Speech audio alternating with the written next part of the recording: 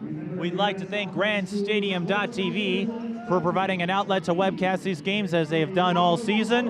Of course, they will be involved with the high school state tournament coverage. That includes the quarterfinals, which we have secured, and of course the simulcast of the semifinals and championship rounds on KSTC Channel 45. Mike Peden here with Willie Taylor, St. Paul Central's head coach. Willie, this is the 6th time in the last 7 years Central and South have played against each other in the Twin Cities game. Just describe the rivalry. I think it's a fun rivalry. I think that whenever you play in this game, it's fun. Not only that, this is also the first year where both schools have now cemented state championships to their halls. Central doing it in 07 and 08, South in 09. How does that change the complexity of this Twin Cities rivalry? Well, I think it changes it because these are totally different teams, different personnel. But I got a lot of respect for Emil. He keeps doing it. Yeah, he has good teams every year. What have you two learned about not just yourselves and the teams, but about each other since you two first started playing against each other? Well, Emil's a good guy. I know that. And I know he's a very competitive guy. He's every bit as competitive as I am. I normally don't shake hands and give hugs before a game, but today he tried to make me do it, and but we have fun. He's a good guy. This may have been Central's toughest road to the St. Paul City Conference title this year. Describe how the team has responded to a case of adversity. They lost today, Chatman, for a few games. They've had some other players come in and out.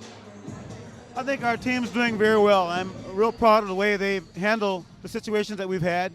We lost 6 players at one point during the season for 3 games. Sade missed about 8 games. But when we've had our whole team there, I think we lost 2 games. And what will this game do to prepare Central for section play when they go and play North St. Paul perhaps, or Woodbury, or White Bear Lake in Section 4? Our first section game's against Stillwater. I think it's just be another game for us to work on what we've been doing and to continue improving. Thanks for taking the time to speak with us. Good luck. We might see you back at the state tournament. All right, thank you. Willie Taylor, St. Paul Central's head coach. Minneapolis South wearing their black jerseys. St. Paul Central wearing their white jerseys. The women's jerseys, as more schools are starting to switch to the women's jerseys, there's a lot of them would scrunch up the shoulder area. Right. And maybe you can explain why they do that. Well, the reason why, I guess it was more for comfort. You know, everybody, you know, when you're playing street ball, you're either playing in a tank or something like that. And so, I don't know, maybe it affects the way that me playing, it kind of affects the way that I was shooting, the way I was moving around with the ball. It kind of got bunched up.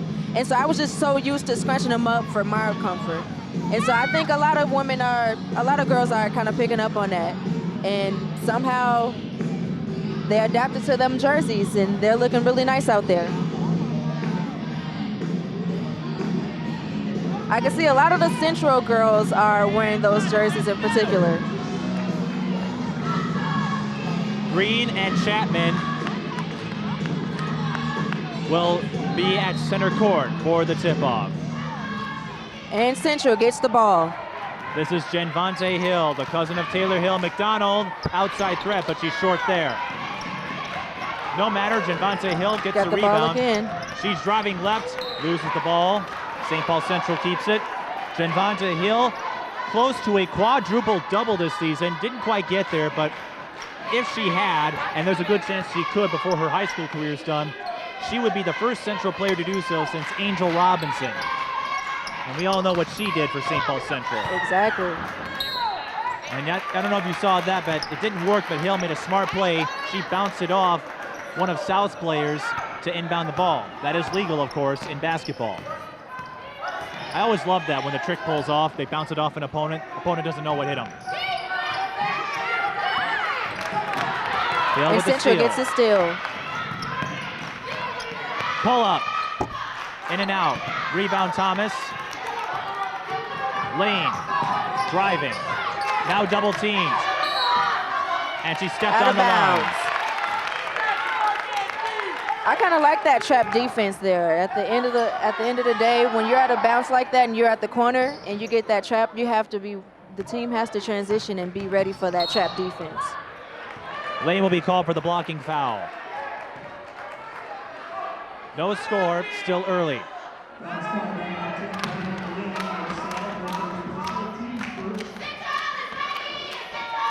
For many of these players, this is the first time in this kind of environment.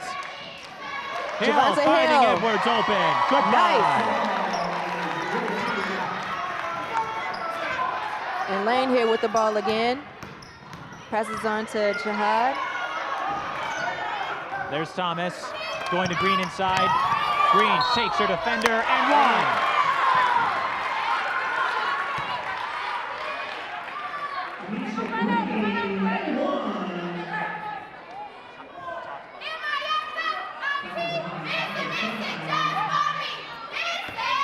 Green at the line, averaging 7.2 points per game and 8 rebounds per game. Completes a three-point play.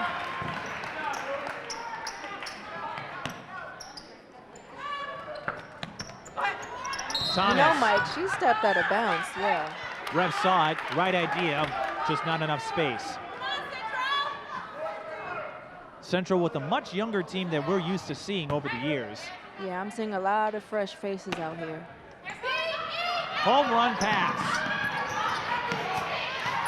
Chatman picked it up, but she didn't have time to go for the easy layup, so Central wisely backs off.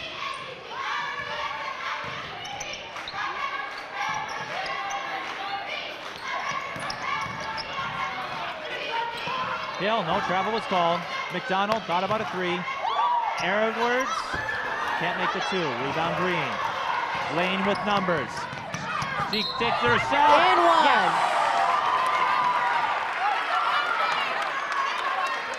She had Rule on the outlet, but instead drove for it, and it pays off. And that was a really good play. Central probably should have had a man back here waiting for that fast break. They should have saw that coming. Knowing that Lane is as short as she is and as quick as she is on her feet, with a rebound like that, you got to be prepared for it. But she can't make the free throw. Lane and Rule both De La Salle transfers.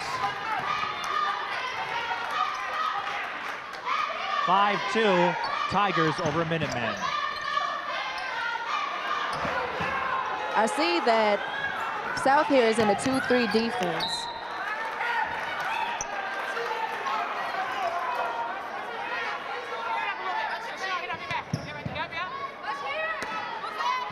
Here they are back in the 2-3.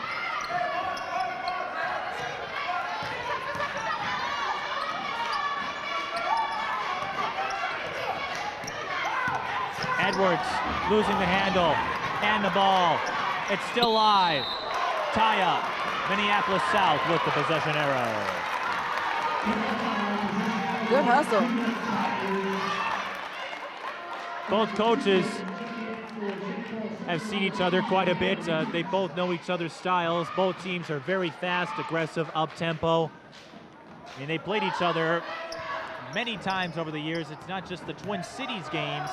South and Central had a non-conference game against each other in the 07-08 season. And who can forget their two matches in the state tournament? Thomas with the two. Thomas is getting a full-ride scholarship.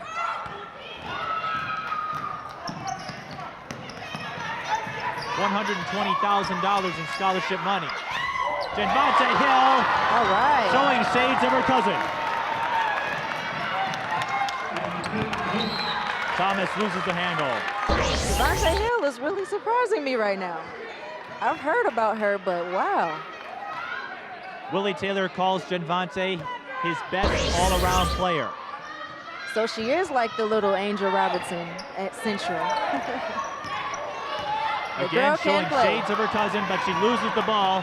Diamond Lane steals the pass. Thomas is open, but she can't hang on. Lane couldn't get one off. Rule for three. Edwards with the rebound. Now see, with a play like that, they probably should have just decked it back out and tried to reset something up. Cyrus can't make them pay. Jahab with the rebound. Sadikov playing varsity ball since she was a freshman for her father. Thomas for two. No good.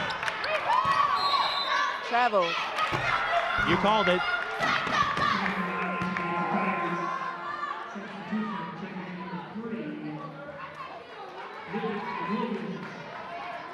That was number 2, Kanisha Green, with the travel from South Minneapolis High School. I think that they're pretty much rushing it right now. I think they should kind of slow it down, give it a slow pace. New players in for Central. That's one of them, Raina Sherrill. She and Lyric Williams, young play faces. Javante Hill can't bank it. Edwards traveled.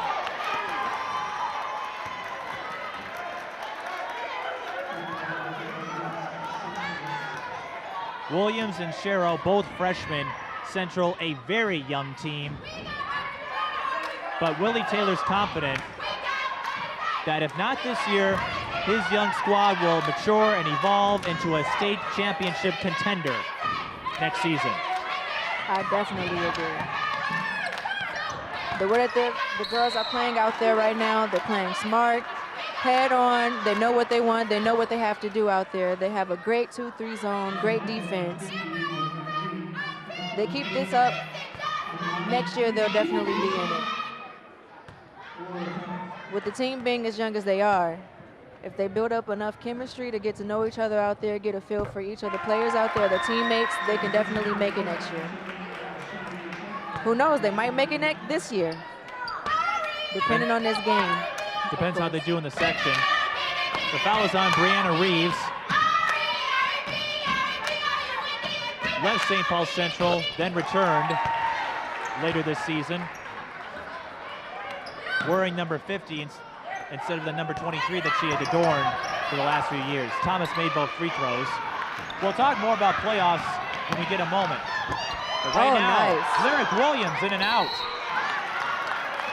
Sherrill forces a jump ball, Central with possession. St. Paul Central in section 4A,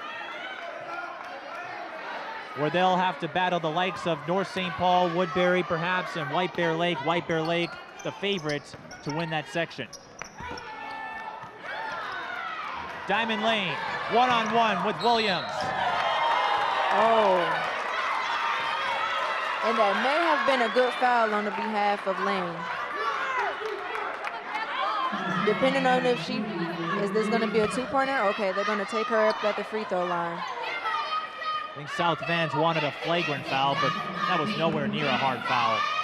And it was good that Williams saw that. She read that she was going to be back there. It's good that she hustled back and did what she could.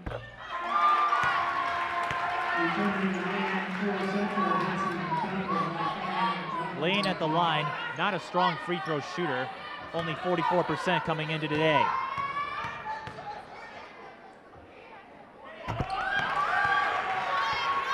And of course, as I say that, she makes both. It's the reverse jinx. McDonald double team. Edwards in trouble. Draws the South foul. 13:24 remaining. Minneapolis South up 11-4.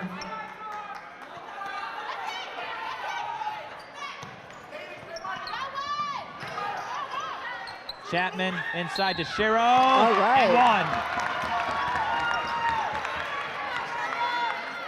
That was a good read, good pass.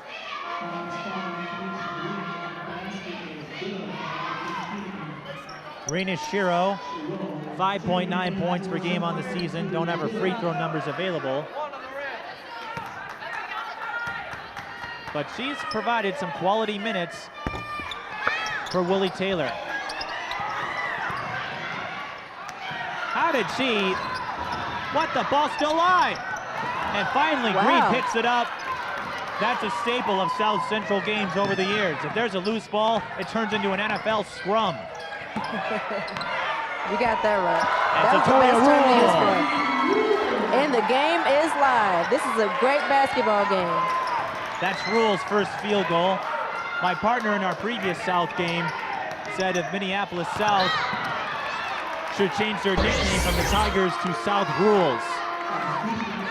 And why is that? Well, because Sattoria Rule had 22 points in that game. Oh. It was South and Eden Prairie.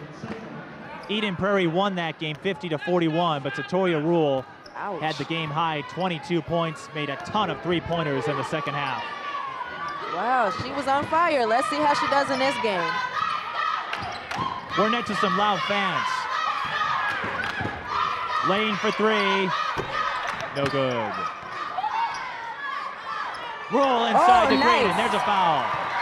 Now you see that pass that she just threw to her? In street ball, that's what we call a dime. That was a great pass.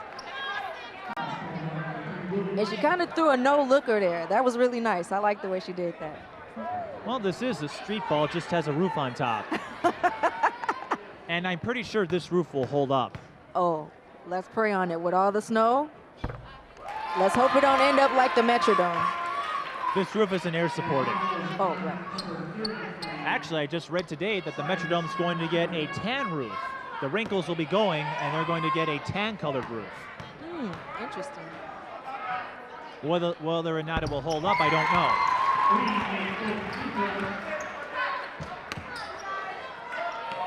Green with 5 points, already close to her average of 7.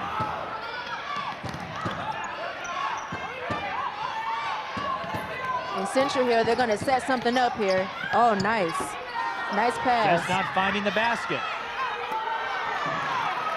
You know, the girls are making some really good passes. It's just that, for some strange reason, the ball's just not finding the hoop. The Tigers here with 15. Central here with 6, with 11:54 left on the clock. Jihad for 3. Bullseye.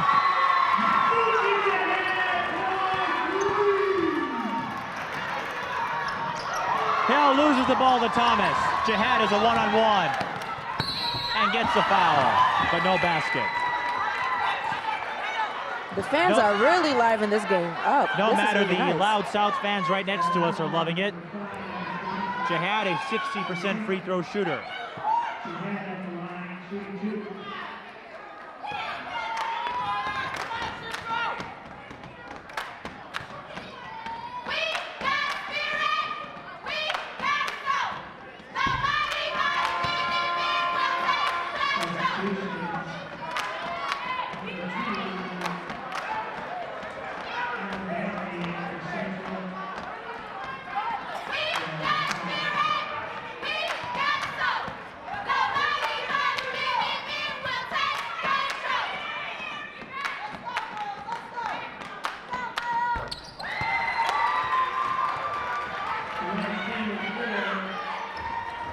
Jihad with the first point. Timeout, St. Paul Central, 19-6 is the score. Minneapolis South over Central. And we took a look back at the rivalry earlier in this game, in this broadcast. Central with the edge in this series, winning the 2 state titles over their crosstown rival. And that included a magnificent performance in the 08 state championship. Central was down by 10 points and it looked like South was going to run away, and they held Taylor Hill to 9 points en route to their victory. That was the last time Hill scored less than 10 points in her high school career. And you know what? That was a very smart move on the behalf of Willie. He knew who their main scorer was. He knew who was their secret weapon. He knew that Hill was going to go out there. He expected for her to go out there and kill with full force, go to the basket, draw some fouls at all costs, whatever it took. And he knew that he had to have some ladies out there to kind of hold her back from what her goal was. Well, the cousin of Genvante is doing some pretty good things now at Ohio State. And now Needless to say, I don't think that loss got to her. And now I think it's South who has to worry about another Hill. Unfortunately, that Hill is not on their side. They did play against each other in the 09 Twin Cities Championship. Genvante was a freshman, Taylor was a senior. Taylor was stripped. Whoops.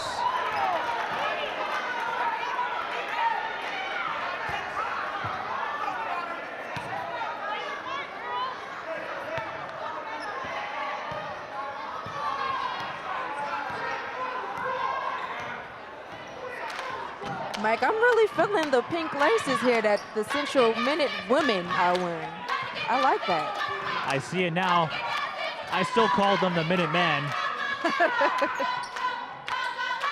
Sometimes the papers will refer to them as the Minute Maids, but Minute Maids. these girls aren't cleaners. Not in the traditional sense. Oh, they clean up big time. But I don't think they'd like to be called maids. Now that was not a block. That was unfortunately a foul. Chatman. You make contact, you will be called for the foul.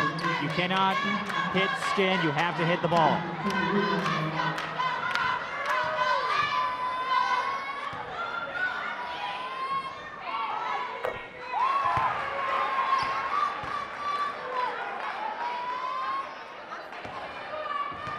Sattoria Rule, 67% free throw shooter. And she makes both of her free throws.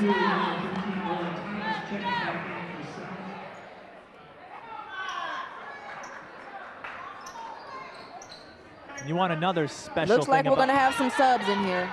Yes, McDonald ready to go back in. I was going to say, you want some other special moments in this series. I called the 07 Twin Cities game, which was here. And this was a packed house in the middle of a big snowstorm. You could not find a seat. Lane with And the we're going to steal. say that that snowstorm, with it being so packed in here, it wasn't because of the snowstorm. Definitely because of the game. These two teams, when they play each other, they both make things happen. They both want to go out here and win. And you know what? I think it's more of a friendly rifle than, you know, just a regular ethical enemy rival. Than a Yankees Red Sox or a Lakers Celtics type thing. Yeah, I agree. Genvante Hill hit the line as she slid. And Willie will call another timeout for St. Paul Central as they're now down by 15.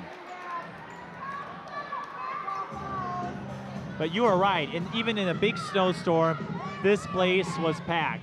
And I've never seen a sold-out game since then. But even when the two schools got to the finals in 07 and 08, they drew the biggest crowds the state tournament had ever seen. Well, you got to think about the fans. Most of them are alumni, proud parents, friends and family from the community. It's great to see that both of these teams' fans, you know, they support the teams, they want to get involved, they're out here. And it's not as packed as you probably would expect it to be, but the fans are out here yelling, they're screaming off the top of their lungs, they're getting their players ready, getting them amped up and fired up to go out here and come on top. Marquee South games always draw big crowds. They almost become events, social gatherings, than just a game. And I don't know what the reason is. My theory is it's proximity to the Hiawatha Lake Street station for light rail. South just a couple blocks away from there, so you know you don't have to go far to watch some quality basketball. Yeah, you could either park and ride, hop on the light rail to South High School. And in a few years, you can do the same for St. Paul Central as the light rail line is being constructed on University Avenue. Amen to that one. I can't wait for the completion on that one. For someone without a car, I know what you mean. But your car's still a few miles out east, just a little bit. Oh, well, I just moved from St. Paul all the way out to Minneapolis here, so I'm now a Minneapolis girl. But I can definitely find a way to get from A and B. Green at the line, and that's because St. Paul Central is in the penalty. Minneapolis South still with 3 to give. And right now, that could be a big problem. Over the back call on Thomas. But with South in the bonus, that could be a big problem for Central as they face a 15-point deficit. And with only 9 minutes and 22 seconds left on the clock, that really is not a good deal right there. They have plenty of time to draw more fouls, plenty of time to get more free throws in, which means more point opportunities. But South picks up 2 quick fouls. That's on Sattoria Rule. That's her second. Ruled a non-shooting foul.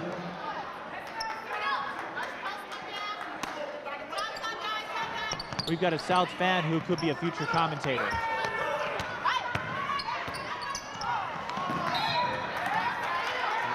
Cyrus's pass a little off target.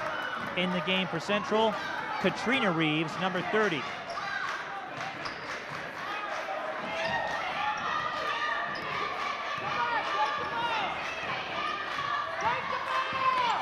Nine players already on the floor for St. Paul Central in terms of playing time. Lane for 3.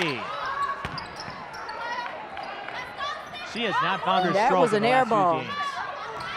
She struggled against Eden Prairie, and I believe that's what led to South's loss. McDonald can't finish. She's got some nice dribbles on her. She did what she could to get to the hole. Eventually, she ended up under the basket. With an over-under. Nice move. You think she was watching Michael Jordan's layup in the 1991 NBA Finals? I think so. Or maybe Allen Iverson's. When was that? I'd probably say... I'm guessing it wasn't 91. Definitely not, no. In 91, Allen Iverson was probably maybe in high school. Maybe in middle school. Laura Thomas got called for her second foul, so South is now out of fouls to give. So we're going to have free throws for the last 8:25. And knowing the game, I know South is definitely going to take this and run with it. They're going to go out there and draw more fouls. They're going to drive to the basket with whatever they can, whether it be a foul, an air ball, or a turnover. Genvante Hill, too strong.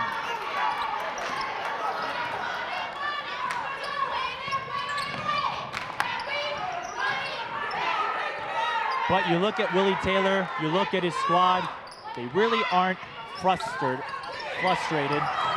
It's been some sloppy plays out here. Can still get steals, and she's broken away. And another no basket. What is going on? I don't know. The basket don't want it, I guess. But they're definitely going to take South. Open for Rule.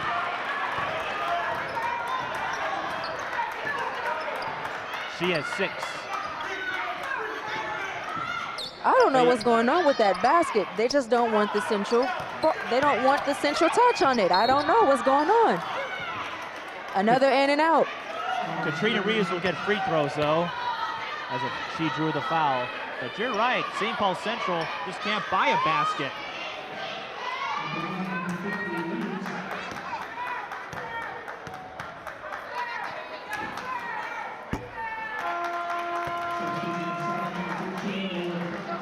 Even their free throws aren't going in. The Tigers have been on a 6-0 run, leading at 25, holding Central at 6 points with 7:27 left on the clock. That run was at least 10-0, probably more. Actually, at 14-1, if I'm correct. 14-1? 14-1 scoring run. And it's all because Central's doing everything they have to except put the ball in the basket. But as I mentioned before, they're not frustrated. No flustered look from Central's faces. They know this game you can drop and get away with it. The next game, you cannot. Traveling violation on Jihad, and that was the right call. And the fans are not loving it. She stepped before she dribbled. That was the right call. 7:12 remaining in half number 1, and we'd like to remind you that at halftime, we will have a performance from the Unlimited Drill and Drum Squad. Minneapolis's version of the Half Pints. That'll be a sight to see. I kind of wish they had the Half Pints here. That would really be nice. I haven't seen the Half Pints perform in so long. Edwards is blocked by Taylor. Rule on the drive. Going for it, but she's short. Taylor can't clean it up. Gets her own And a rebound. foul. And a foul, 1-and-1 situation. This game's leaving me on the edge of my seat. Every move, I can't miss it. I'm just about ready to give up this mic to the South fans here. I'll let them call the game. I'll take a nap. Watch who you pick. There's been a few angry fans out here swearing and calling ridiculous calls. Taylor, a 59% free throw shooter, makes her first. I didn't think South would open up to this kind of lead early. But South comes in, they usually want their games a little more. And they are certainly playing like it. Central wants to win their games too, but they always have a big picture focus. I think they have to first become friends with the basket because the basket is just not taking their shots right now. Another missed shot on Central's behalf. And here comes Lane. You only need Kevin Love. Edwards to Shiro. And Shiro finally gets Central a field goal, breaking their drought.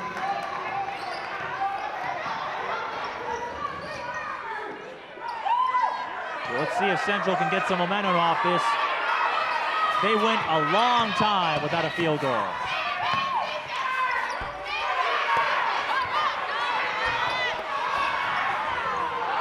No foul on Rule, she goes down hard.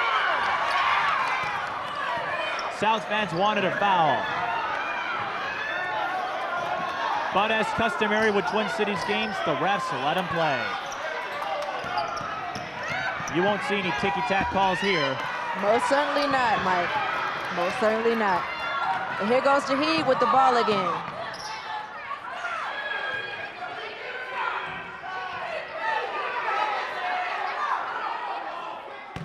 That was almost another turnover. Because Taylor and Rule did not establish position and they collided with each other. That almost could have been a strip ball and an easy two for Central.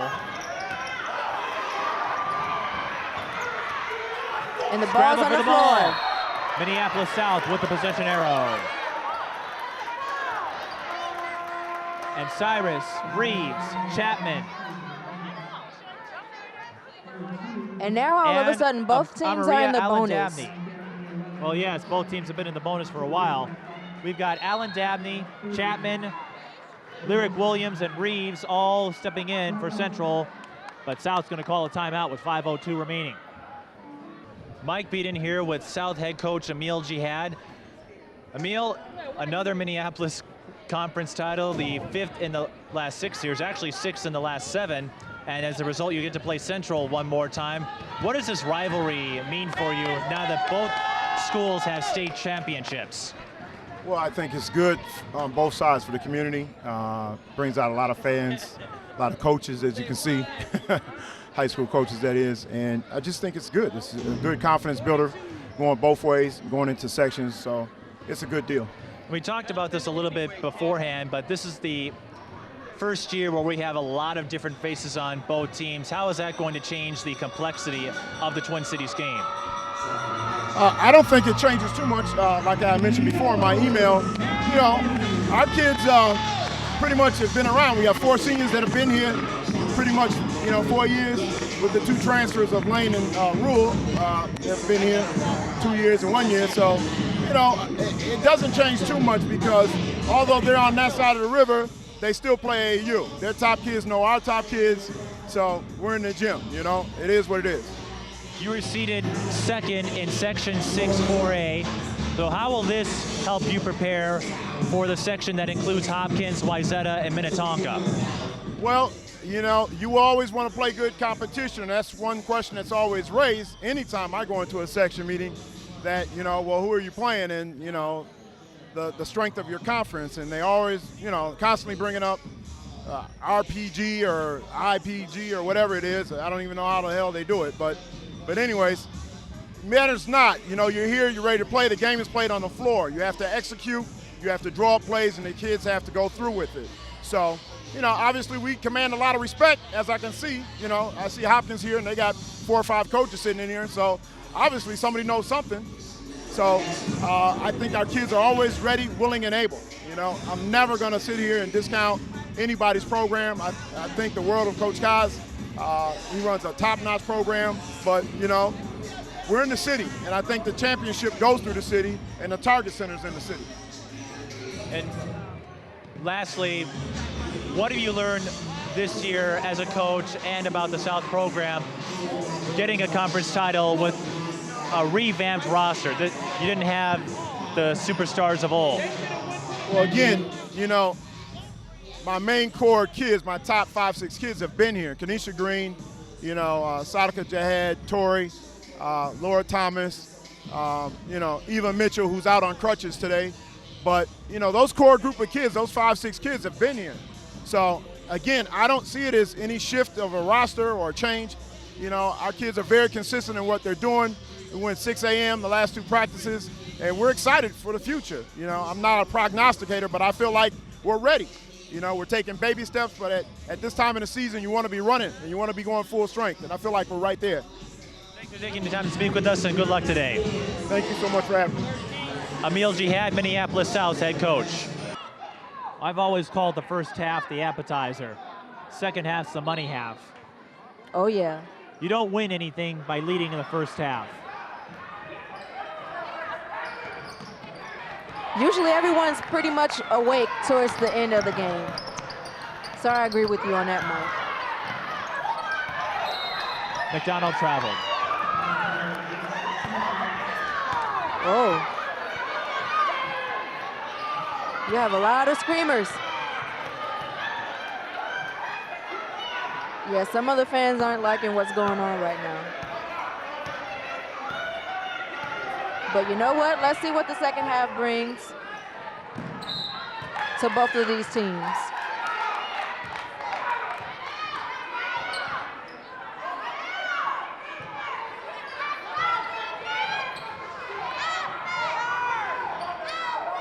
Jihad's gonna inbound the ball.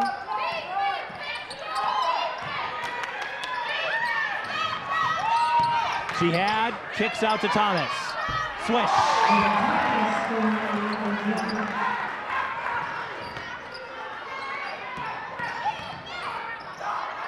McDonald used up her dribble, needs help. Chatman bumped. Jihad will be called for the foul. Chatman getting free throws. South is really playing hard. They're hustling back on defense. They're scoring. They're making the baskets. They're doing everything that I'm pretty much sure that their coach is asking them to do.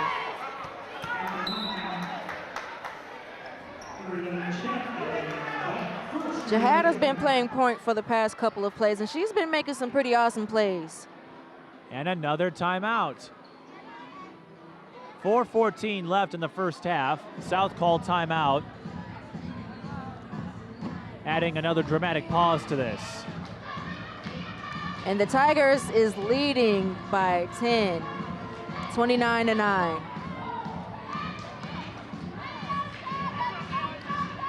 You see that band over there lining up for halftime. They're getting ready. What does Central look to do? Obviously, they want to find the basket, but what else can they do perhaps to catch South in the second half? Well, they can also make up for it on defense. And you know what? They've been playing some pretty good defense. They just got to play a lot tougher because South has been playing like, you know, they really want it more than Central. Central won it, but South they're playing like they're starving. Central not shooting well from the charity stripe. Thomas with the layup. Nice play. Thomas with 8.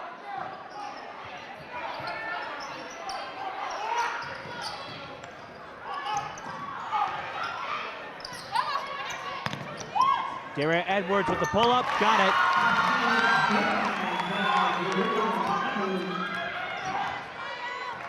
Looking at the court, how much of this would you attribute to Central's youth? Again, a lot of freshmen and sophomores on this team. Well, there are a lot of young players out there, and they're doing the best that they can. Lane for 3. It's just a matter of making up for whatever mistake you make on offense. You got to make it up on defense.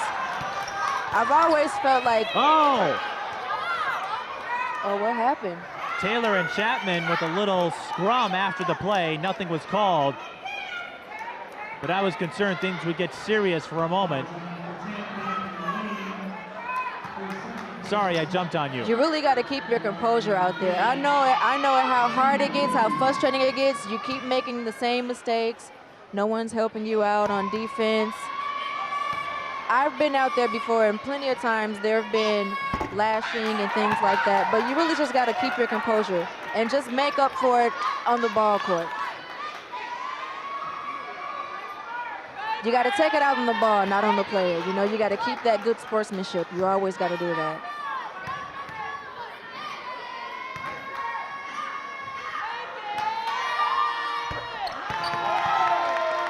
Now, Mike, I've always said that I feel like layups and free throws win ball games, but it's also defense too. It's also some good defense.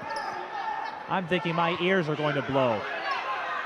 You might want to go to the store and buy some of those earplugs, you know? Possibly.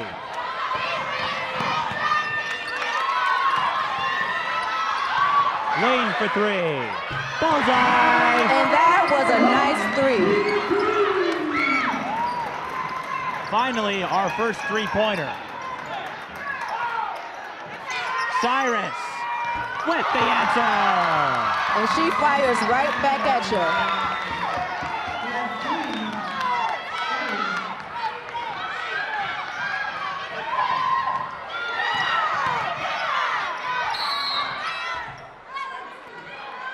Foul was called, no shot, but South in the double bonus.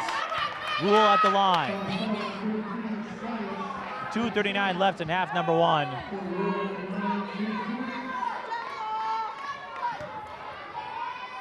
You think if I give these kids my card, they would go buy a DVD of this? I think so. This game is very, very empty. A lot of fans are on the feet. A lot of fans are on the edge of their seats. These girls are really bringing a ball game to us. This is a very good ball game. They're both playing hard. They're doing the best that they can. The fans are amped. They're there to support them. Javante Hill cheering her team on from the bench. Brianna Reeves. And you know what? Sometimes you just don't need the support from your fans, but it also helps if your teammates are on the bench shouting out for you too, giving you a heads up. And Central in the double bonus, so Brianna Reeves will get 2 free throws. This is her 10th game with the Minutemen after rejoining them. Is it me, or did the gym just magically start filling up some more?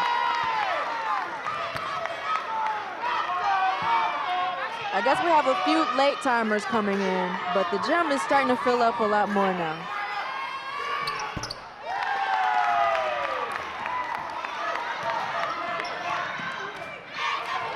Willie Taylor did say for most of his team, this would be an environment they have never seen before. Thomas, goodbye. Oh, that would have been disastrous if she missed that. No one was on her. She was completely open. Thomas, the first player to break double digits. McDonald feeling it. Bullseye! All right. And she's just sliding back, nodding her head like, yeah, now we're on. Central finding the basket. That should give them some momentum.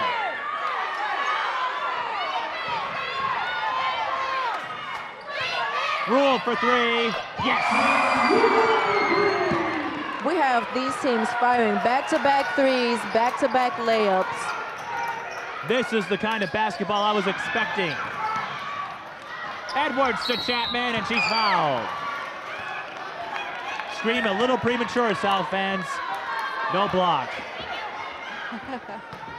And we're just right under 130. 131 left on the clock. And while South is up by 21, I think more importantly for Central, they're finding the basket now, and that should establish some confidence. And I think that's starting to, yeah, that's definitely starting to boost up their confidence. Like, now we're in the game. Now we can do this. I feel like now they're starting to have a little bit more faith in each other out there now.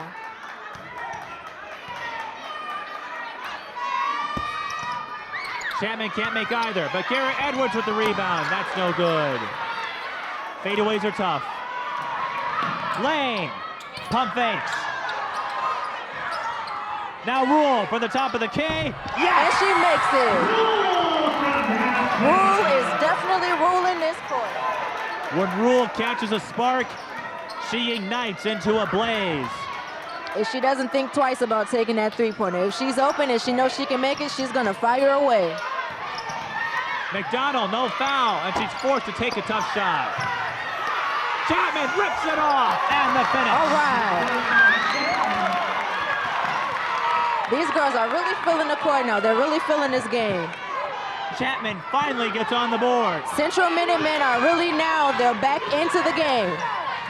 It's 44-22, South electing to hold. They're in a 3-2. And Katrina Reeves will be called for the foul. Sattoria Rule, as we mentioned, if she catches a spark, she makes everyone forget they had a player called Taylor Hill. You notice now that they're going to have three ladies up top of the key guarding that three area zone because they see now that most of their points are coming from threes. So they're going to have three Central Lady Minutemen out there guarding that three zone, making sure no one else goes out there and scores a three. They got two down low just to make sure that Rule or Jihad doesn't throw any more dimers out there.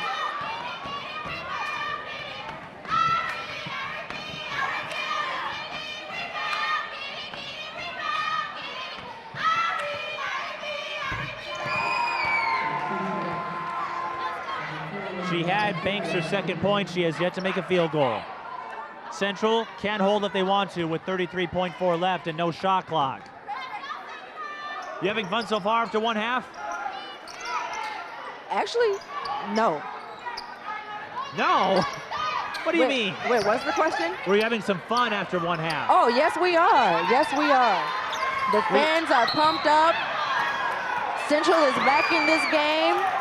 After a long and slow drought, they're finally back into this game. Now you have two teams out here going full throttle, scoring back-to-back, making trick plays, amazing plays, good defense on both ends. This is what I call a basketball game. You have the fans out here, they're ready to watch every play, they're supporting, they're yelling, screaming, and you have the bench also on both ends. They're also supporting their players on the ends too.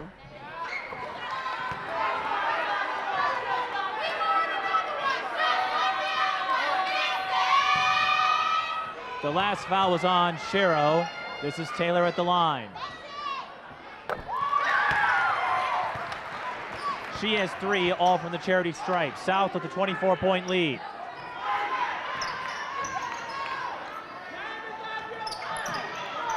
With 10 seconds left, here goes Central with the ball.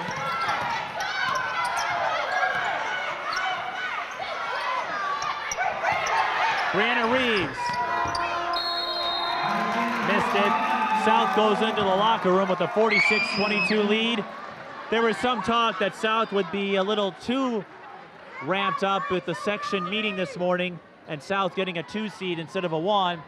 But I'd say South is thinking big picture as well. So we're going to take a break, but don't go anywhere because coming up next we have the unlimited and next level drill and dance performing team. They're going to perform for us. Maybe we'll have Sherita come out there and do some dancing as well. Oh yeah. No, you know you're gonna have to come out there and break a couple of moves with me too. You know, I can't just be out there by myself. I'm gonna need my sidekick. So we're gonna have an extended halftime period. That might give us a chance to find some earplugs, and we'll come back with our first half stats and analysis. But right now, let's watch the unlimited and next level drill and you know what? and dance team. I've actually seen this team. They're directed by Stephen Graham. I've seen this drill team plenty of times out here all around Minneapolis. Shades of Rondo days. Oh look, they even have a little boy. He looks like he's about 6 or 7 years old on his little drum. Oh look, and there goes another one. You gotta start them young.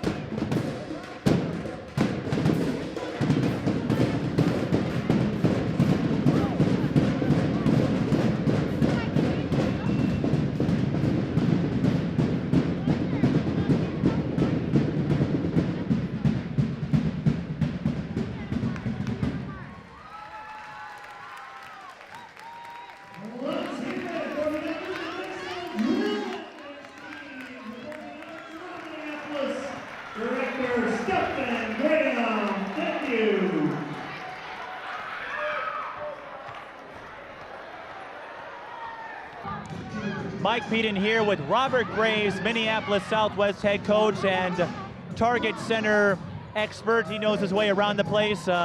You can find him catching baskets from fans at Lynx and Wolves games.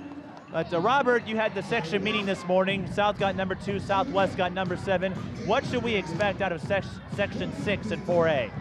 Well, you know, we gotta remember that Hopkins are number 1 team in the state right now. That's the team to beat. South is number 2, Minnetonka's number 3, Wyzetta's number 4, number 5, Cooper, number 6 is Armstrong, and number 7 us and St. Louis Park 8. I think just like any other Minneapolis rivalry, South and Southwest, we're gonna play each other on a Wednesday. It's gonna be a showdown. This is the 3rd time we're playing. South is playing phenomenal today. Sattoria Rule and Diamond Lang they're playing some good basketball right now. And that's been the case for many years, but we've seen some crazy things happen out of Section 6. Last year, Southwest scored a big upset. You think we have an upset potential here?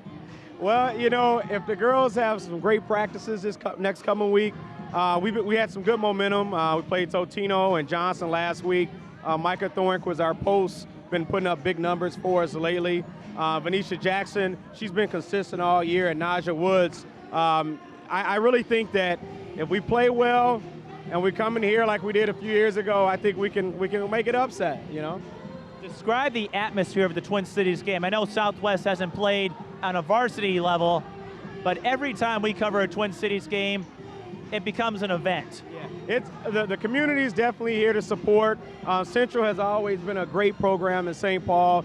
Coach Willie's brought over 3 teams today. Our freshman team played his team. Edison, Coach Charlita's done a good job with those guys over there. And Emil has, you know, consistently been here every year. Great support from everyone. They had the drum competition at halftime. So I look, you know, girls basketball, you know, with the Lynx and the Gophers, I think, you know, hey, come out and support girls basketball. Going so far, how do you feel about South playing so far? How do you feel about what's been going on for the past half? Well, it's 46-22, and South, they like to push the ball and they like to get a high-scoring game. If Central doesn't relax a little bit on the ball handling, you know, South likes the up-tempo game. It's going to be tough, but, you know, being down 24 at half, you know, it's not over, but Central has to come out aggressively the first 3, 4, 5 possessions and contain South. You know, Sattoria Victoria has 15, Diamond has 13. You have to be able to contain their top 2 scorers. If you don't, they're playing college basketball next year, so it's going to be pretty tough.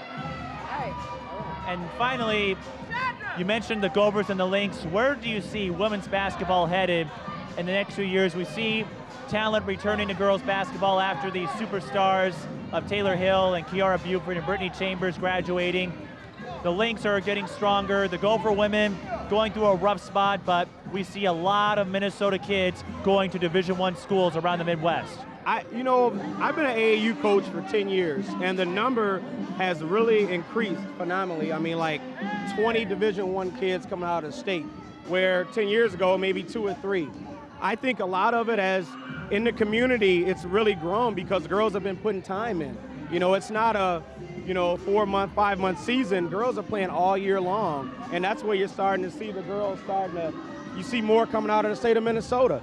The Lynx, I think this year, if we get that number 1 pick, which we are, Maya Moore, that's going to bring a lot of excitement to women's basketball, girls basketball, and I think that's going to even funnel more, and you're going to see more girls at games and college games and girls basketball. You might see 40 Division I girls in 2 or 3 years because the excitement around women's basketball. You forgot a player called Lindsay Whalen. Lindsay Whalen, phenomenal. Actually, I have her picture with my daughter who's in 4th grade.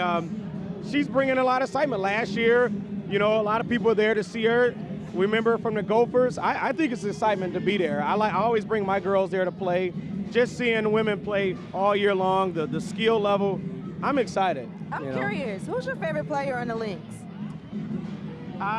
Lindsay Whalen. There we go. High five to that one. I'm with you on that one. Robert Graves, Minneapolis Southwest head coach. You can find him this summer at Target Center as he catches more balls as players try to win prizes and fans. Thank you for taking time to speak with us, and good luck in section. Thank you so much. When you're in the game, you're using about 98% of your head in the game. The rest is all physical stuff, And I think that you just got to play smart. You really got to go out here and also have a good time. You really can't go out there with so much weight onto your head like that. You really got to go out here and have a good time and also play smart and keep your composure. Because there's been a lot of elbows being thrown in this game here, and it hasn't been anything like that playing for Kentucky. There was a young fan who apparently really liked what I'm doing. She's grasping onto my coat. And she's a cutie. We've got a young fan in the stands there. Oh, now they're running away. Did I scare them off? She's Mike shy. Maybe if I didn't wear black, maybe that would. Maybe if well, I wore a lighter color. You're wearing a little maroon. That's close to red, so that's probably why she ran away. Chatman with the runner. That's your 4th point. Central wearing the white jerseys, South wearing the black. This is high school girls basketball, the Twin Cities Championship. We will have the Twin Cities Boys Championship next week. I don't know if you're free next Saturday, but I certainly could use you. I would definitely make it. Next Saturday, I'll be there. Well, Count me in. It's likely going to be at Washburn. They have a 1-game lead in the conference. Washburn not too far off Nicollet Avenue. Right.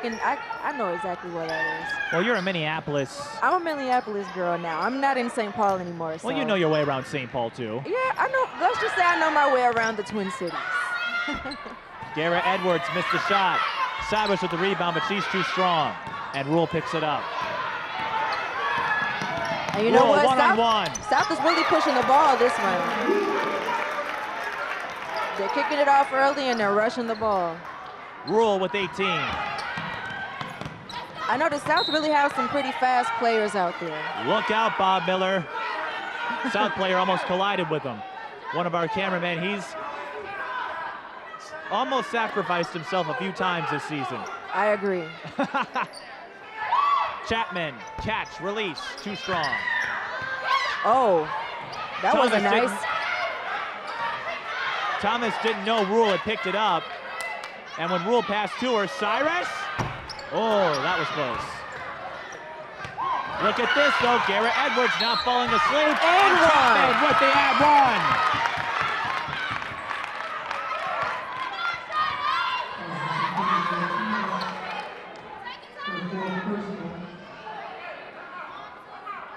Chatman going to the line. Timeout. St. Paul Central getting on the board quickly in the second half.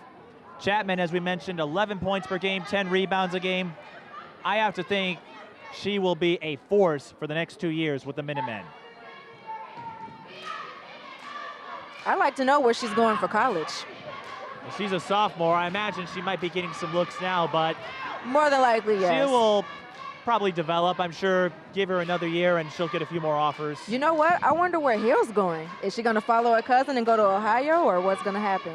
I don't know. Ohio State has a very strong program. Javante Hill might want to go there. Family often a contributing factor when you pick your college. That's why Taylor Hill went to Ohio State, because her brother played there after transferring from a junior college. Yeah.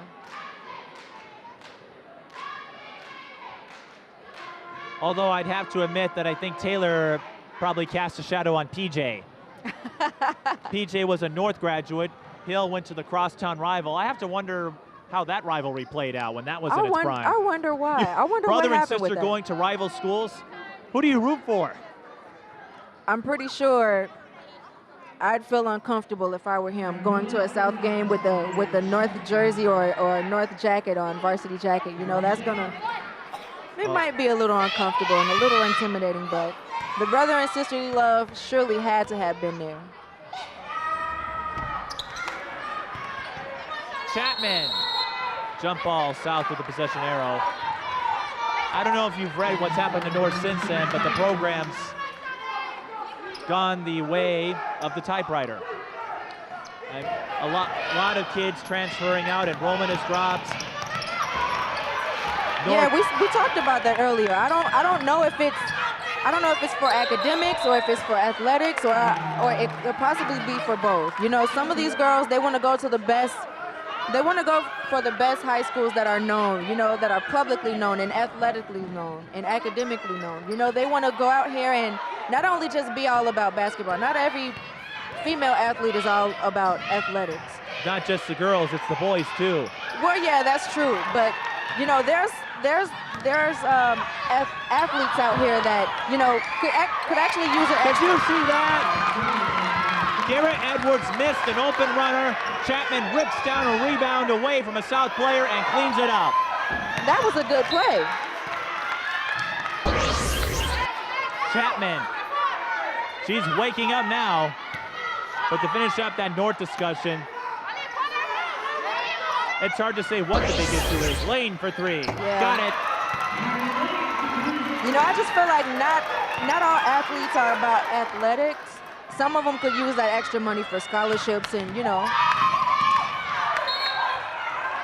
There was a time when North was feared by opponents. If you remember the boys team, they won a few state championships in the late 90s, led by Khalid El Amin. The girls won 5. Tamara Moore won 1 back in 98. And then there was the three-peat from 03 and 05. Offensive foul on South.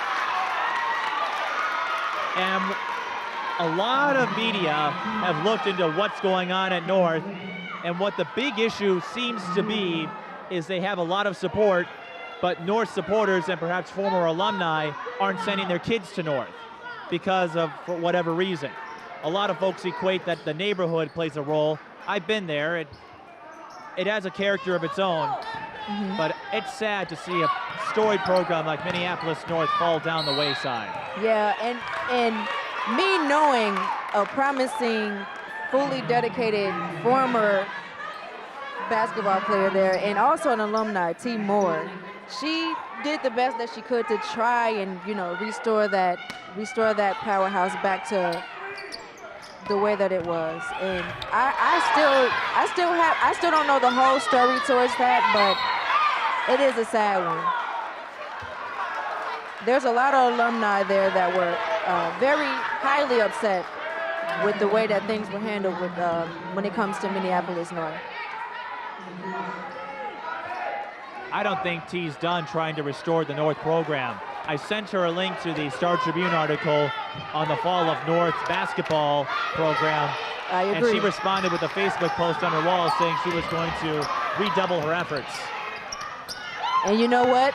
Knowing T more personally. I know that she likes to go by her word, and so I would not doubt her for a thing in the world. T usually says what she does. She usually says what she's going to do, and she usually means it.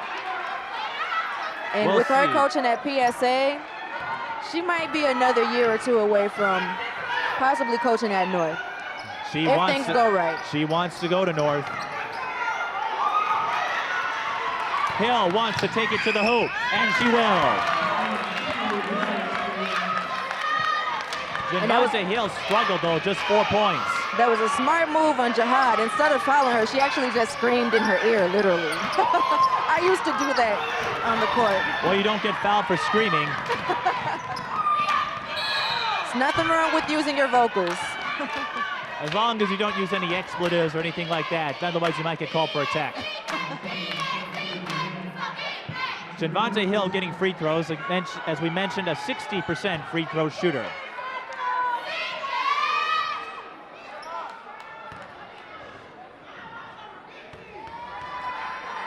Oh, Lord.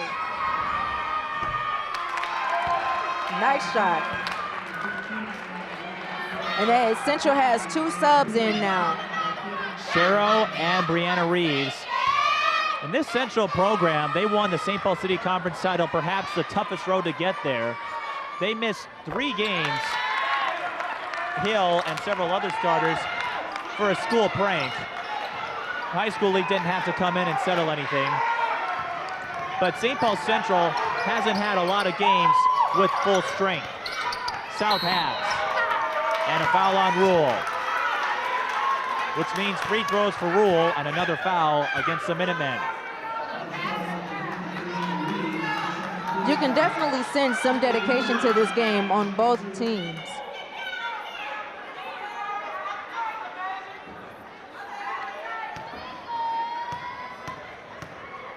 Hopkins favored in section 6-4A, but with a player like Sattoria Rule, I would not be ready to count out South to pull off an upset. They were close to upsetting Eden Prairie. And while South hasn't played a lot of ranked opponents, this is just their 3rd. Actually, they played 3. Central's not ranked. South has a strong starting 5. They have to watch out for Hopkins' depth. And Minnetonka took care of Hopkins earlier this week. So Hopkins, their state title is not etched in stone yet. And you know what? South also has some strong bench players too coming right off the bench. So not only do they have a solid starting 5, but they also have some pretty amazing players coming right off the bench that'll come in and make some plays happen. I'm looking in the crowd and I can see, after speaking with the Southwest coach, I see a few of his players out here. You gotta wonder, they're out here and they're ready for that next game coming out on Wednesday for sectionals. Taking notes and making some minor adjustments possibly. Rena Sherrill with the cleanup. St. Paul Central has really done well on free throws. More often than not, if they miss, I see a white jersey ripping down the rebound. They're doing a great job boxing out. Thomas can't get the jumper. Yeah, Central's really pulling it in on this half. They're definitely making up from first half here. And here's something to keep an eye on. St. Paul Central down by 18, but Minneapolis South with just 1 foul left to give. Central could find themselves in the bonus, but with Sattoria Rule draining 3s, that's going to be hard to overcome that mountain of a deficit. Rule just brought the Tigers to 55 against the Central's 34 points. McDonald, can she respond? Not this time. Another Central rebound, but Hill's too strong, and she draws you know what? the foul. Central are fighting for that rebound. Well, Genvonta Hill, I'm sure she learned a few things from her older cousin. I'm sure she did. Just look at her out there. By the way, Sattoria's Rule's last 3 only gave her 22 points.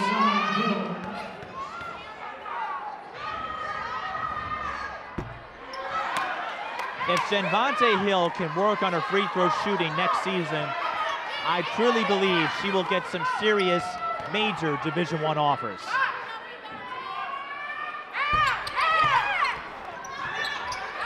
And another cleanup. Are you sure they didn't script this ahead of time? I have no idea. You know, maybe Hill is secretly padding the stats of other Central players. I think so. You know what? I think most people are, you know, they're just gonna sleep on her until she just comes back out and give everyone a rude awakening here. I wouldn't give up on Hill just yet. Hill, that's for 2. No good. Brianna Reeves, and 1. No travel. I thought a foul was called, but traveling was made. I couldn't quite see it originally. Yeah, the ref was in the way. Few players are in the way, yes. But after I had a moment to process it, I'm guessing she dragged her foot. And now Reeves fouls Green. Not a good response. And here comes 2 more subs coming in for Central. Chatman going back in, so is Cyrus. Do you think Brianna's a little frustrated? I think so, and I think she just got to keep her composure here. She doesn't want it to make up for her game, because it really could slow her game down here. And as we mentioned in the open, how far do you press, knowing that this game you can lose and still afford it? Well, either you could do what I probably would do, and knowing me, I'm pretty much of an energetic bug, so I'm known for doing a lot of full court press, man-to-man. But right now, with as much time as we have on the clock, we have plenty of time left. Central could still catch up, just remain in the 2-3 zone, any type of defensive zone, they'll catch up. Keep playing that good defense, and they're definitely boxing out and grabbing some rebounds. They've cut a 24-point deficit at halftime to 19, but they'll have to do a little more work. Holy cow! Sattoria Rule is ruling this game. That was a nice move on Rule. She really just pulled a nice one. You think that was definitely an Allen Iverson move. That was Allen Iverson all the way. What would you call that move by Genvante Hill? I didn't see it. She shook her defender. I was still shocked by Rule. Well, Genvante Hill had an equally impressive layup on the other end. Taylor, no good. Hill with the rebound. Now we're seeing some fun basketball. And you know what? You tend to see that in between time. Look at that. Nice pass. Genvante Hill uses herself as a decoy. Chatman with 10 points. That was a great pump fake. Woo, nice pass. And Chatman also the shot. She was hoping for a foul, but apparently there's no call there. Chatman looking for McDonald, won't find her.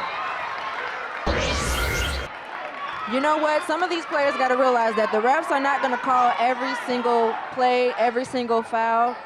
You just got to keep your head up, and you just got to keep on playing. The Twin Cities game has a history where the refs let them play. Exactly. In that case, if I'm Chatman, and maybe she'll do this when she's older, you didn't have a clean look, I would have backed off, reset. Exactly. You know what? There shouldn't be no excuses in your head. Just keep your head on strong and just keep going out there and keep playing. That last basket by Green might kill some Central momentum.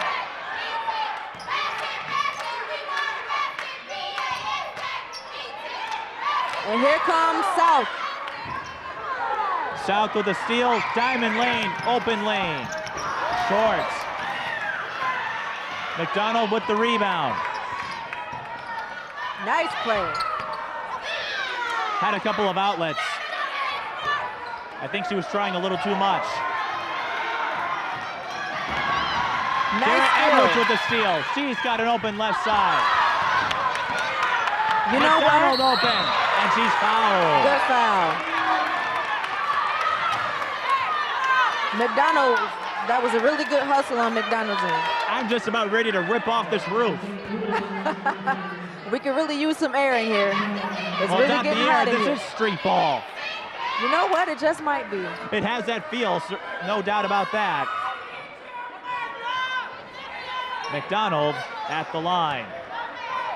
You know, I noticed some of these players, when they get excited, they steal the ball and they're all excited. They gotta slow down the tempo and take your time on your layups here, because there's been a lot of steals and a lot of missed layups.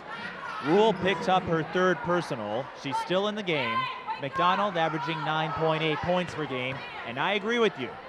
They see the layup, and a few times I've seen players try to be a little too fancy. Exactly. Then they have to remember, and they've got coaches who will do that, you're not here to get on ESPN. You're here to tune yourself up one more time before the playoffs begin. Exactly. And that pass was very unnecessary there. That was number 24, Edwards.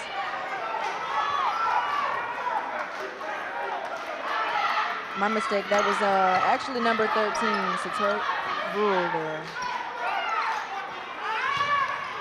Katrina Reeves back in. Chatman with a cross-court pass, and those passes always dangerous because there's always a chance that they get picked off. Yeah, that was the 2nd skip pass that I just seen in less than probably 10 seconds. Blocking foul on Genvante. We should note St. Paul Central will now have 2 fouls to give. Genvante Hill down to her last foul. Minneapolis South in the penalty. Central hasn't done much to take advantage of that. Sattoria Rule, she missed one. Thomas can't clean it up. Genvante Hill still in the game. Cyrus is open, pulls up, no good. I probably would have took that layup. She probably got excited and hesitated, yeah. Sattoria Rule does, a little short. Green is there. Green makes up for it on the rebound. Green has 9. As Cyrus isn't going to be winning any foot races. But Sattoria Rule can win a few. Right side, got it. Another nice move. Hesitated with the layup. That was a very nice move. 26 points. Thomas with the steal. Lane on the left side. You know what? South is really in this game. 65-41 with 8 minutes and 39 seconds left on the clock. Central making some careless passes. Cyrus for 3.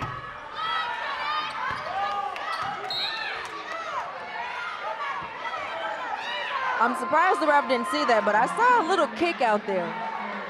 I'm seeing some frustration on Central's end, and you know what? They just got to keep their composure. They got to play smart and make up for it in the ball game. I've got a feeling we're going to see a much more disciplined, much less emotionally volatile Central team next year. And I'm not saying... I definitely agree, because they are young. There's a lot of fresh faces out here. And comparing to South, these girls have probably been playing out on the street in AAU teams together, who knows, but they definitely have a strong chemistry with each other. They read each other, they see where they are on the basketball court, they take advantage of those shots, layups, whatever they can do. And Central girls, they are just, I don't know, I guess it's like more amateur compared to, I guess you could say,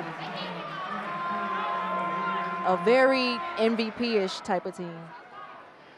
And we're not saying Central is a drama queen. No, they're not no drama queens at all, melodramatic no. behavior. They're just young. They're just making a little, I just see a lot of, not a lot, I'll take that back. I see a few amateur moves going on here. They just need a little seasoning. Yeah, I agree with you, I agree. But next year, you can definitely count on it that these girls are definitely gonna go a lot harder than they are now. I don't see anybody taking down Central next year in the St. Paul City Conference. Highland Park has some talented players, but no discipline in their roster. Central has always been a powerhouse, and with Coach Willie on their side, I know he's going to take care of those girls. He's been a dynamic coach for years. I've seen this man solve problems on the court, and he's made things happen. In the stickiest situations. You've got a good nucleus in Hill who can do a lot of all-around things. And then you've got Chatman inside who can rip away rebounds, alter shots, really take over for your team. Exactly. South will have to do a little bit of rebuilding. Rule and Lane are seniors. Rule's had a great year this year, 5th in the state in scoring.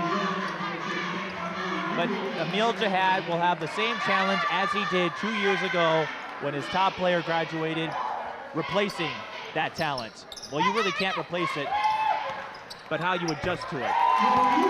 And just as I say that, Sattoria Rule gets a mid-range J. I say what the coaches have to do here with their seniors coming up for graduation and going off to college, they really have to build their players up for next year. The juniors have to build up for their senior year. The sophomores have to build up for that junior year. You know, it's your last year in high school. It's the last time you're ever going to be playing high school ball. You really got to go out strong. St. Paul Central calls timeout as Sattoria Rule is turning this game into a clinic. 30 points for Toy Rule. And speaking of the Lynx, we're getting a little warm-up music. Of course, this is the song they use for the starting lineups. Okay. And you and I are excited. A lot of players are excited. A lot of fans are excited. But here's my question. Can the Lynx play disciplined basketball for 40 minutes? Because last year, they were the best 30-minute team in the WNBA and the worst 40-minute team. 9 games they lost after leading by double digits. I say they will have to adjust to that. They're going to really definitely have to adapt to whatever players that the opponents bring to them. They're definitely going to have to adapt to that and change up. I'm sure that their coach realizes that, and what they're going to do is they're probably going to, with their practices and everything, with the hectic scheduling that's going to be going on in a coming up year, the season's going to be pretty interesting. I know that they're going to have to read up on that and realize what's been going on for the past 30 minutes in their games and the past 40 minutes into their games. They're definitely going to have to go and make up for that. What will help is they have a returning coach and a good returning core. The Lynx had 3 different coaches in 3 seasons, and you just can't build chemistry or consistency when you're adapting to a new system. Sure you can. Nothing is impossible. Nothing is impossible. It's difficult. The Bulls won 6 titles, all with Phil Jackson. The Lakers have won the bulk of theirs with Phil Jackson. Brianna Reeves with the layup. It's possible, but it's good to have that consistency because instead of learning new systems, you can adapt to the current system. The Lynx just haven't had that kind of consistency for a while. I agree, but that doesn't mean that they can. All it takes is some practice, some chemistry, and hard dedication. And with all the star players that's on that team right now, I see that not being missing in none of the areas of that basketball team. Marlia Guerra-Edwards with the steal and the score. And we see Central calming down. South will likely get the win here, but again, this is all about prepping for the section playoffs, so you're not going to see anybody give up. Jump ball, Central with the possession arrow.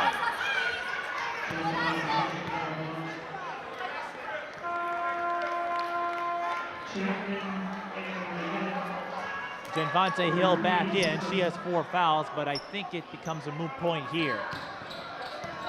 Well, she's going to have to play really, really smart with those 4 fouls in here right now.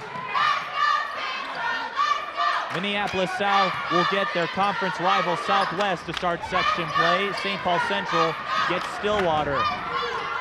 And South is in a 2-3 zone defense right now. They also have some new players coming in, getting some minutes. Edwards with the finish. In for South, Angeli Jones, number 12. She's listed as a 5'2", 8th grade center. I don't see too many 5'2" centers out there.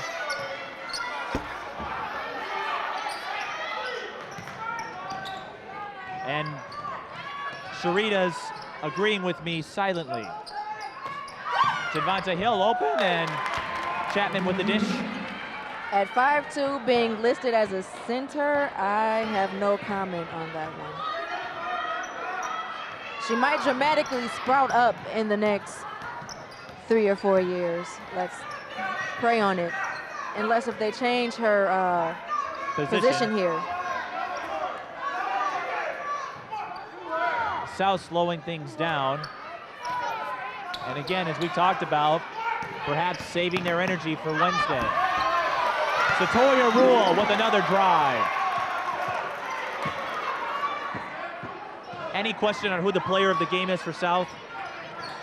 That is no question at all. It's no guessing it. For South, I predict it's going to be Rule. I don't know what the fans are going to say, but I'm pretty sure that they're going to agree with me on that one. Cyrus drains her second tray as both teams letting up a bit. Now that was an obvious foul there, number 33 from Central. That's going to be... Cyrus took the bait, left an open Thomas, and had no choice but to foul Laura. As we mentioned in the beginning of the broadcast, Laura getting a $120,000 college scholarship through an Hispanic organization. She has Puerto Rican ancestry. Puerto Rica. And she's had a solid game. In fact, Sattoria Rule scored 32 points, and that's kind of overshadowing some strong performances from Thomas and Green. But as Jihad tells me, and the same thing with Willie and his core of players, the most important thing is not the championships, but getting your proteges to college. Genvante Hill, a little too much. And I agree there, but I feel like Rule has done very, very well. She's done outstanding this whole game. She's been making some passes, but it wouldn't hurt to make a few more. I have no question we haven't seen the last of St. Paul Central. Sattoria Rule trying to make the highlight reel one more time. Another fancy move, but this time it didn't work out. Such a disappointment. Genvante Hill, no three-pointer. Katrina Reeves, too strong. Genvante Hill can't get it. And it will stay Central ball with 2:38 to go. You notice there, I noticed that as soon as she shot the ball, she ran right on in there trying to get the rebound, and she actually got the rebound on the other end. That's why coaches always tell their players to follow your shots. South will move to 25-1 and make a case to be a threat in Section 6. St. Paul Central will fall to 15-9.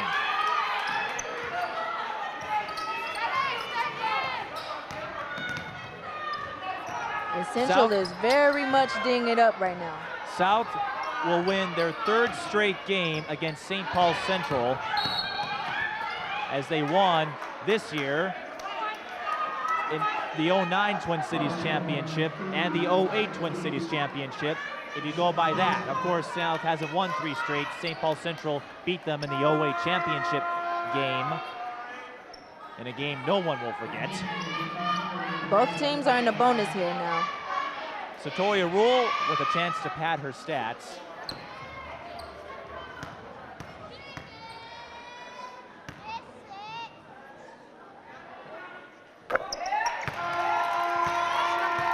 What a game for her. You can bet opponents will be keying up on Rule. Southwest probably won't challenge South that much, but if they go on to play schools like Hopkins or Wayzata or Minnetonka, I bet everybody is circling number 13. I definitely agree with you. I definitely agree with you. Most of these players, most of the coaches here, they probably already got a read on her. They know who to stop, they know where to stop her at. Knowing that she is technically an all-around player. I've seen her shoot threes, I've seen her throw dimes, I've seen her take it into the hole, and it's gonna be kind of hard to stop her, but it's doable. When it comes to Wayzata, when it comes to Hopkins, those powerhouses. And Southwest is here, the coaches and players are here taking notes and reading the South players right now for Wednesday's game.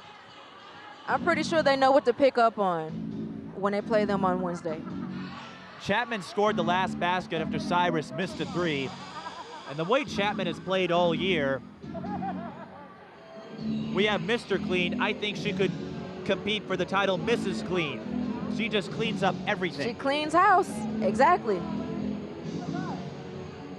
They may not like to be called the Minute Maids, but Sade Chatman, no better person at cleaning things up for St. Paul Central. I agree. Okay, maybe the guy they're playing on the PA system, he might be a better cleaner, but he cleaned up a few record sales. You know who did the guitar riff for Beat It, do you? Honestly, I don't know, but I love this song. Eddie Van Halen. He was uncredited. Eddie Van Halen was the man behind the guitar. I'm sure there was a few people on Michael Jackson's songs that were uncredited. Well, another So I've heard. another one was Slash. Slash? Oh, Black or no. white. Are you serious? Yes, that was Slash. Oh no. What do you mean, oh no? Why Slash? What do you mean, why Slash? Could you imagine that song without his guitar performance in that song? Yeah, but was he uncredited? Come on now, you have to. I don't know if he was uncredited or not, but that's just another You celebrity have, cameo. You have to acknowledge that man. You have to acknowledge him. And you have to acknowledge Sattoria Rule and what she's done to rebuild the South program in the couple years since Taylor Hill graduated. Emil Jahab will have another tough role to fill, but he told me before the South Eden Prairie game he was not going to abandon the school just because his top player left. McDonald bullseye. He was going to find a way to make South competitive no matter who was on the roster. And Willie Taylor has seen his share of athletes come and go.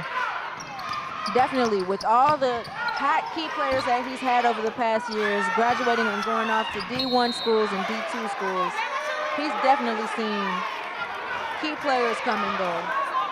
The likes of Nakia Carlisle, that started the St. Paul Central reign.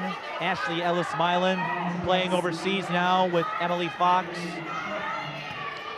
Dejournay Priolo, she played at St. Thomas. Now she's looking to make a name for herself in a world outside of basketball, but she still digs the sport. Angel Robinson, big things at Marquette. Georgie Jones, Thierra Taylor, Kiara Buford. You know what, with Kiara Buford at the U of M at the University of Minnesota, you gotta wonder just what's going on with that powerhouse. I don't know if they're actually counting on her or what's been going on, but with the percentage rate, with the way she's been playing at Central compared to how she's playing now at the U of M, I know she can do a lot better. She did score her 1,000th career point, but a lot of folks weren't celebrating, and I think it's the same reason why few acknowledge Kevin Love's double-double streak, or while they still do, because they play on struggling teams. The win-loss column tends to overshadow other accomplishments, which I think is just sad. But with Kiara, she's definitely going to pull through this year at the U of M. She's going to find her way to shine through all of that. Well, she and Kristen Dockery paid a visit to St. Paul Central last week for a practice. Buford still a Central player to the bone. Dockery looking to make a coaching career. This is her last year in a Gophers jersey. And so Buford utilized her connections.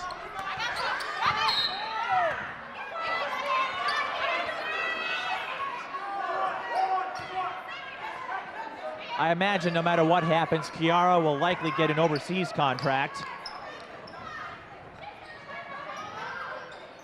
A lot of folks are saying she could take up broadcasting. Even Willie Taylor suggested that's a possibility. You know what? I can believe you on that. She might put me out of a job. Are you crossing your fingers and toes on that one? You mean to keep my job or to have her push me out? I say to keep your job. You know what I should do? When she graduates, I should call her up.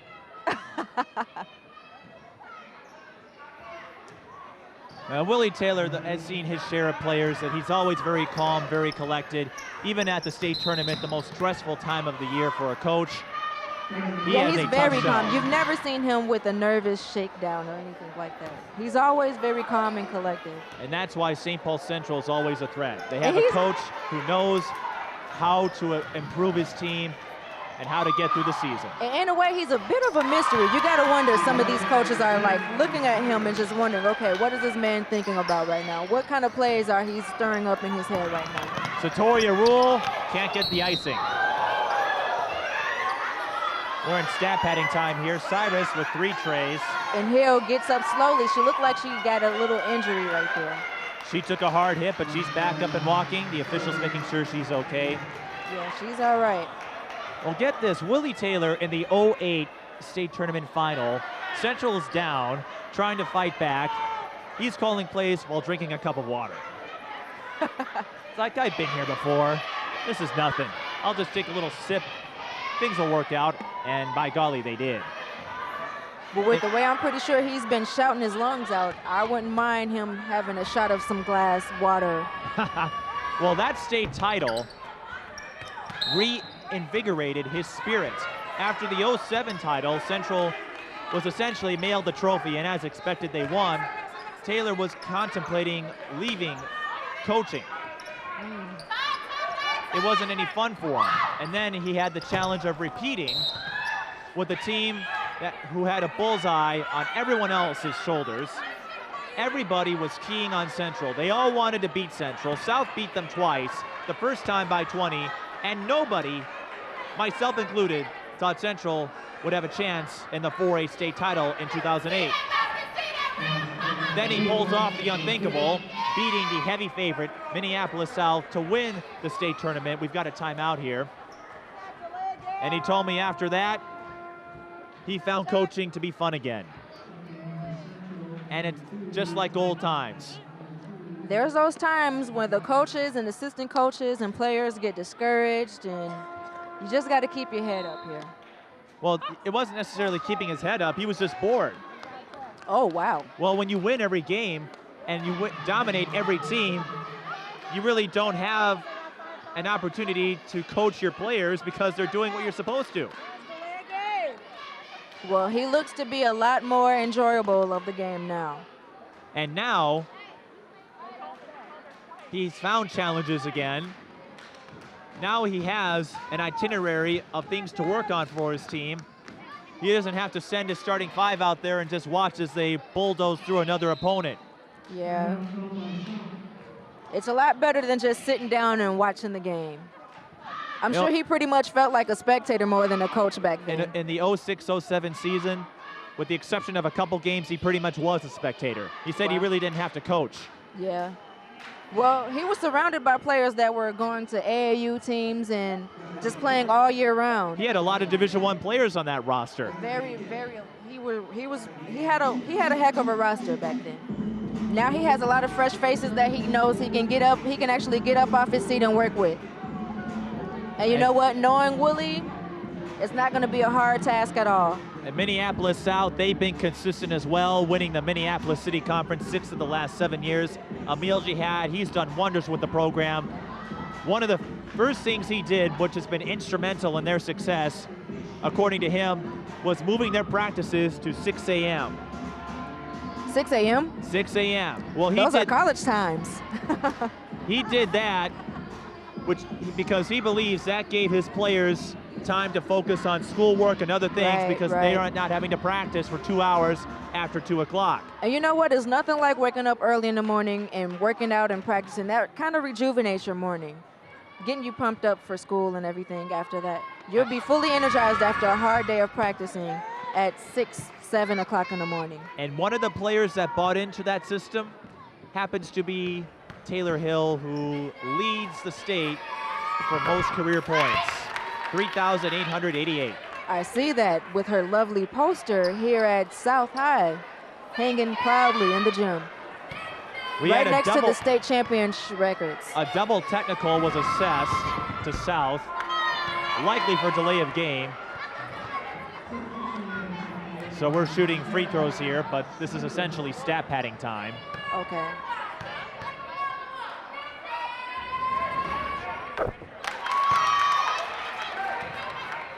They make 2 of 4, but again, it's a moot point. And sad to say, with only 23 seconds left, those 2 points are not really going to help them much in winning this basketball game right now. Well, we had a lot of fun, though, and if you can hang around for the boys Twin Cities game, you're going to get a treat. Johnson is awaiting the winner of the Minneapolis City Conference. Johnson, last year's undefeated champions in Class 3A, 32-0. I've heard. I've seen it on their website. I've watched it on the news. And if Washburn wins the conference, it would be a rematch of the last 2 3A champions. You know what? I wouldn't mind watching that game. Well, that's next Saturday at 1:30. I hope you can join us for that. Minneapolis South wins this game 78-63, but don't go anywhere. We've got interviews with our players of the game, Sattoria Rule for South and Sade Chatman of Central. Stick around. Mike Peden here with Sattoria Rule, Minneapolis South's player of the game. Phenomenal game today, 33 points. What a nice way to end the regular season and your final regular season game in a high school jersey. Yeah, it was fun. I like playing with my teammates. It was a good game today, though. We came out intensity and we just played together. We kind of slacked off on defense because, I don't know, we came out slow sometime, but we got a lot of turnovers, and that's something we're going to get better at down the road. What was the atmosphere like for you? Because this was your first experience in the Twin Cities game, and as always, South games draw big crowds. I don't know. I like a big crowd. I like the noise. I don't really get aggravated by it, but I like the atmosphere. I just try to keep my team at a calm level so we can win and be successful. How did Central prepare you for section play, which starts next week? You've got Southwest, and then you've got a multitude of opponents. You could have Hopkins, Wayzata, Minnetonka on your slate. I'm gonna say they put some traps on, kind of that we weren't, you know, not to say we weren't ready, but they just threw it on us sometimes out of timeouts or something like that. But just to keep our composure, you know, when stuff starts to get rowdy, you know, stop trying to dribble through the trap so much and just pass, and get to the basket on the backside. And, go ahead. What exactly were you thinking out there with some of the trick plays? I kind of liked your layups. Just a real nice, smooth move. I don't know. I just kind of take what the defense gives me. I don't really think I'm going to do the trick play. I don't know. I just try to make it fun. You kind of adapted to what they gave you, right? Yes, There you go. There you go. A true basketball player right there. There you go. Anything you'd like to say to your South fans or teammates with this being your last regular season game? Thanks for coming and supporting us. We love you. Thank you. Well, thanks for taking the time to speak with us. Good luck in sections. You never know. We might see you at Target Center in March. No problem. Thank you for coming. Sattoria Rule, Minneapolis South's player of the game. We've got Sade Chatman coming up next. We're here with Sade Chatman, St. Paul Central's player of the game. And Sade, you didn't score a ton of points, but we really saw your presence inside, ripping away rebounds, getting stronger, more physical. You've really grown a lot this season despite your limited playing time. Yes. It's just when South, they bump you a lot. You just got to get physical with them because I used to play with North, so I'm used to South physical. And I just told the team we got to get physical and be with them the same way they are. Now, you suffered a stress fracture early this season, missed out on a few games, including the Dick's Sporting Goods Holiday Tournament. Yep. And then you've come back in full force. So what did you do while you sat on the bench to learn about your game?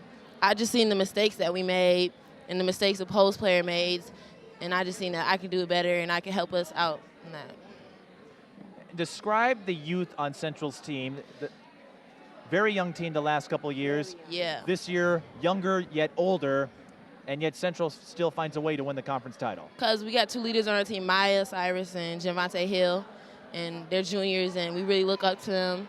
And then our freshmen, we just have two freshmen, really, Jada and Raina, and we all just look up on each other.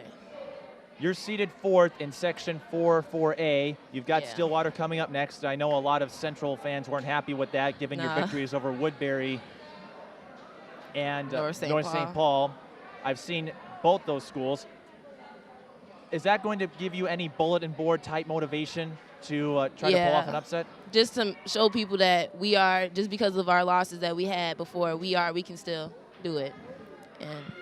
Well, in St. Paul Central used to adversity. If you weren't on the team, but back in 2008, they were seated third in the Class 4A state tournament brackets, and they upset the heavy favorite. You happen to know who that school was? Was it? I don't know. It was this school. Oh, South, yeah. He told us that they lost to Cities by 15 and came back and won state against them. So. Actually, they lost by 9 in that Twin Cities game. They lost the first game by 20, the second game by 9, and then they won state. So it's possible. Yeah. And she should know. She went to Central for a year. Yeah. So what do you guys suppose that you need to work on for next week's game? Watch the tape of this game, especially the first half, and then just look at what our downfalls were and get better at those. Well, all right. And lastly, is there anyone you want to say hi to that might be watching this game online or on television in St. Paul? You know, you got to put Mom in there. My mom, well, she was here, and my grandma, Pauline Bourne. That's it. And then also, where do you see yourself next year as you become a junior and now have some experience to the St. Paul Central roster?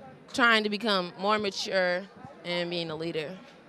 Well, you certainly have the stepping stones to get there, Yeah. and you're certainly a great to watch on the rebounds, on the cleanup. I think you've got a great career ahead of you. Thank you. Mrs. It's going to be Clean. fun to watch. Thank you.